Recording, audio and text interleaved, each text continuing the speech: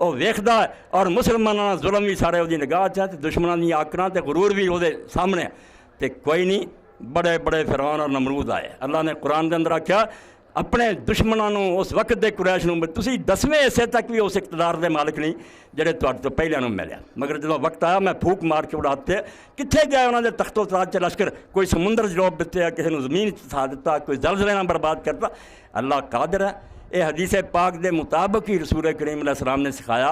ये फरमाया ना ईमान वो वखरा सिखाता कि सवेरे और शाम 3 बारी क्या करो, हर मर्द औरत ते जन्नत चौदा बेड़ा पार हो जाना।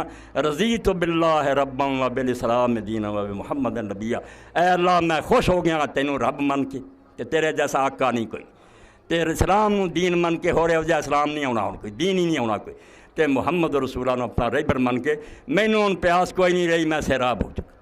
पर मैं 3 बारी पढ़ लिया करो बेड़ा पार हो जाए। तो अल्लाह मैनू मेरिया भैनों सारे आलमे इस्लाम गम अपनी जगह तो तबीश है, दुख है साढ़े जिसम के टुकड़े जुदे हुए, मगर नाल ज़हन मुतमैन रखो, कोई शिकवा नहीं आना चाहिए।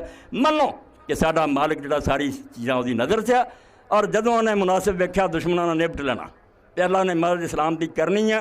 बाकी सानू अपनी कोताहियां दूर करनी चाहिए, दूजियां ते तनकीद की बजाय जो साडा भी हाल